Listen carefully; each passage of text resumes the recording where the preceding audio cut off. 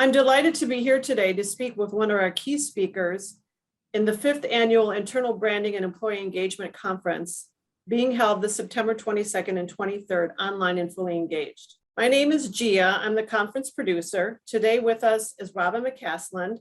Robin, thank you so much for offering your time with us with this interview today.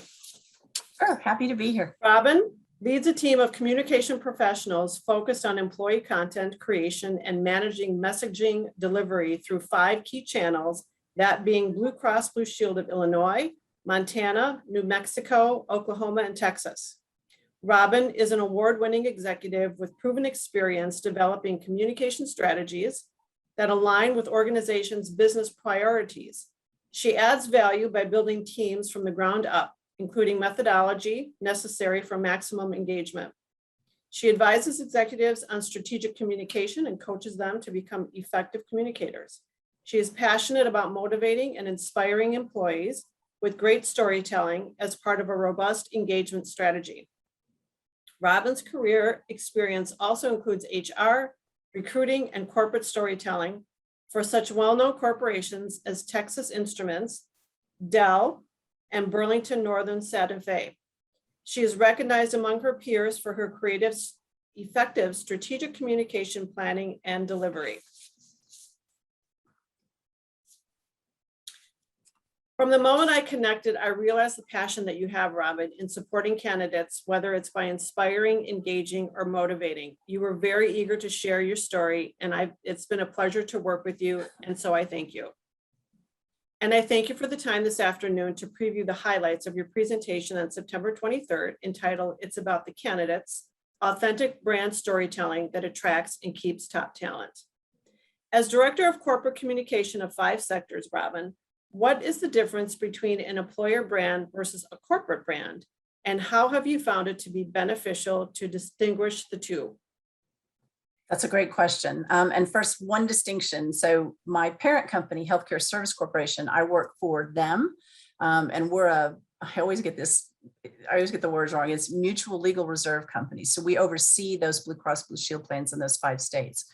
They have their own communication teams as well, but we handle the corporate communication that goes out to all of our employees, regardless of whether they're plan or corporate based like me.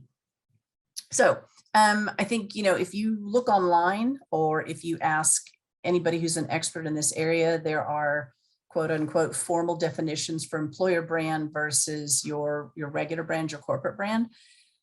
The way I view it, and that has been successful to me when working on these kinds of programs, is your corporate brand, right, is your promise to your customers, or if you're B2B to the people that you make a widget for, or whatever that might be. The corporate brand is that. And you want people to believe in that brand and know that it's, and trust that brand, and feel like it's a brand that they would recommend to people. Now, when you think about employer brand, while you want employer brand to align with a corporate brand, I view that from the flipped viewpoint, which is actually the essence of my presentation that I'm going to share with your attendees. The employer brand, you're putting yourself in the place of the candidate or the employee who's been there for a while and who's maybe considering staying long-term or looking for promotion opportunities. The employer brand is about them. It is not about you. While you need to deliver on your priorities as an organization, and you need talent that will help you get there, the employee or the candidate is looking at it for like the what's in it for me. And I don't mean necessarily your benefits and those things, although obviously those matter. The employer brand, though, is, let's see, how do I explain it? If you're an engineer, for example, and engineers are stereotypically, may not be fair, but they're stereotypically known for being introverted. If you're trying to recruit an engineer for like a semiconductor company, like when I worked for Texas Instruments, what you're trying to appeal to in them is, what do they want to brag about to their coworkers or their friends or whatever? So for somebody like that, if they're developing a chip, for example, what they want to brag about is say, I'm the brains behind that smartphone. I'm the brains behind that digital camera. It wouldn't work without me because I'm the one who created that chip. So when you're creating a compelling employer brand, you're appealing to what is it about those candidates and those type of people you're trying to attract that's going to be like, I want to be connected with that. That's something I could brag about and be proud of. So it will align with your corporate brand in terms of somewhat consistent messaging, but the employer brand is way more from the perspective of the people you're trying to attract or the people you're trying to retain. Okay. From your experience, what's the most important aspect of authenticating the brand story?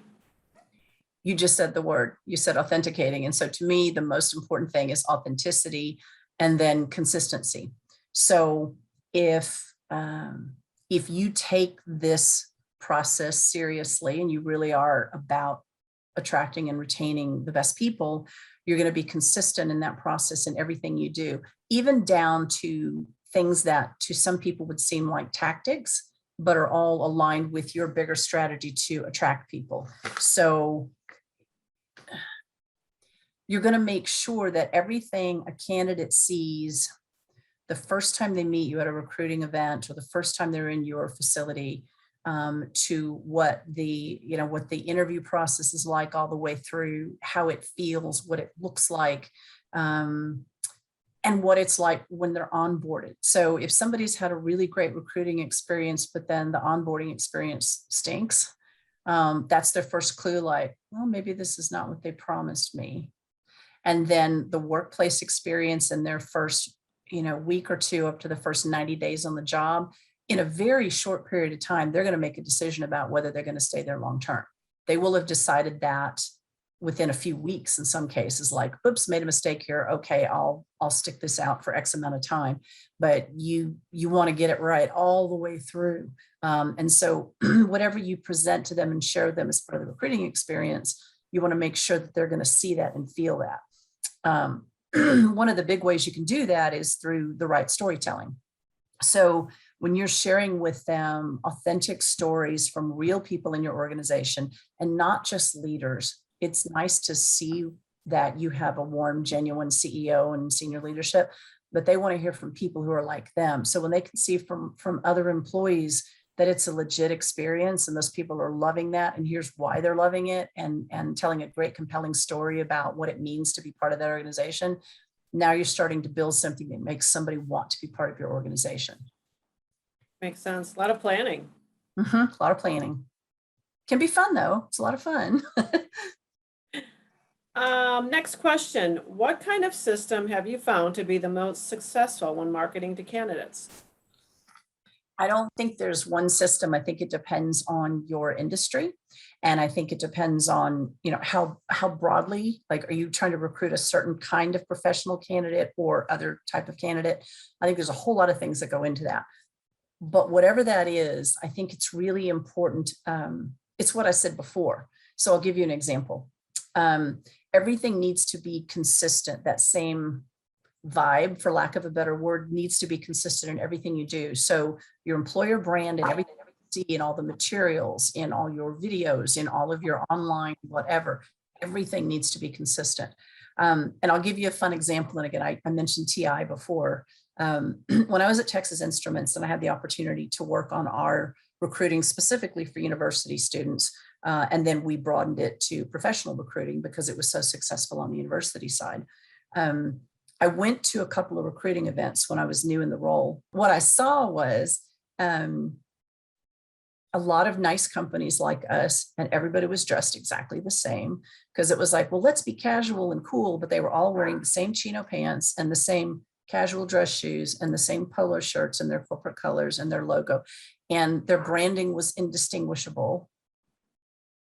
So it was like, I took that back and said, okay, what distinguishes us, or what do we want to get across to employees? And at that time, it was that TI had recently become a semiconductor focused company. They had sold off a lot of other businesses, and their chips, and they still are, their chips are in some of the world's most amazing technology products. But a lot of people didn't know that, and certainly not students. So I said, we have to change everything, not just all the things I already described, but we have to change what we look like. We have to give them a reason to come here, because otherwise they're going to be like, TI based in Texas. I don't know. Do I want to go to Texas? I don't know. If they've never been here, they don't know. So we started looking like the students, not like the rest of the people there. We started behaving more like them. Instead of giving away the usual tchotchkes, we gave away products. We gave away fewer items. We gave away technology products that had our chips in them. So that's pretty powerful. If you win a digital camera and we say, oh, by the way, one of our engineers created the chip that made this run. That's powerful for an engineer. Oh, by this phone, we're going to give you, 6 months of free cell service. By the way, it's a gift to you. Students love that. And it's like, by the way, this is our technology in this phone. Then they begin to get a picture of the kinds of things they're going to work on. And that's exciting. So I think it's really important to think about every single aspect of what you do, even down to those little tactics like what I just described, because those are all part of the bigger strategy. It's what they're going to feel every time they come in contact with somebody who's related to your organization. Always thinking outside the box. Always. And that doesn't mean doing crazy, silly stuff all the time. Although during that time period, and I won't give it all away because it's part of my presentation, but we did some really fun stuff at that time. And we were benchmarked by the Corporate Leadership Council as best in practice at the time, because we had, people knocking down our doors. Our intern and co-op programs were full. And we had great talent from all the major engineering schools. But yeah, you have to think out of the box, but not in a way that doesn't align with your corporate brand, right? So everything we did was fun and innovative, and we looked and sounded and felt different, but it was true to who we were. In the end, the experience matched up with what we did during those times when they first encountered us. Mm-hmm. Well, that's interesting. So now we can get to question 4, which you can elaborate on those crazy things. Okay. As we enter a new era of employee engagement, in your opinion, is there a need to think outside the box and incorporate some radical strategies in the recruitment process? Yes. Thanks for coming to my TED Talk. Yes. Yes. But radical is a relative term. So if you're a very conservative organization, radical may not be as radical as it would be in a startup organization, right? It's all in perception. But if I think it's always important to do your research so that you know what people are thinking and feeling about you. And if you don't already have that data, that's another part of your process too, is can you get it, or should you do some research before you change your employer brand or launch a new employer brand?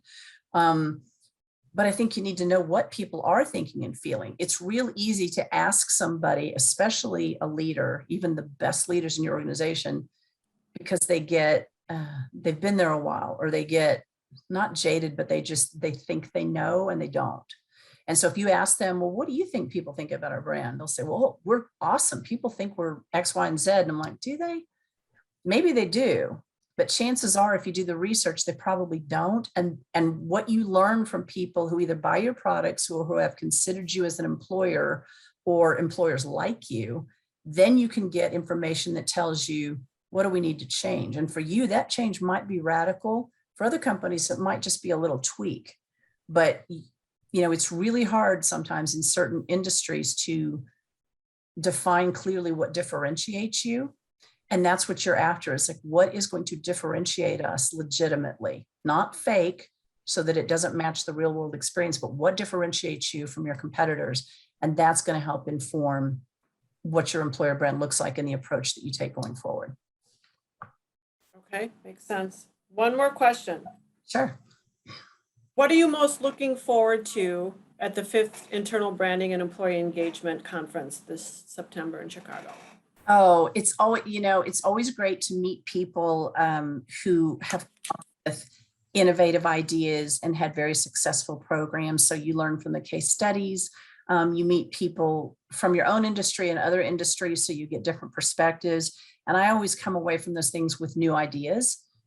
So, if you're someone you think like, hey, I've got this area of this process down pat, I'm looking forward to what I'm going to learn from the event. It's always fun to present, but I know I'm going to come away from the conference with a lot of great ideas that I can take back in my current job, or that I can use in other ways in the future. So that's what I'm really looking forward to, is meeting some of those interesting people and hearing their stories. Great. Yeah, I look forward to meeting you too. So thanks so much, Robin, thank you for all listening and viewing this interview in advance of the 5th Internal Branding and Employee Engagement Conference. I look forward to hearing more from Robin McCasland and other presenters and learning the key takeaways that signature deliverables of Marcus Evans Conference delivers. Thank you. Thank you, Robin.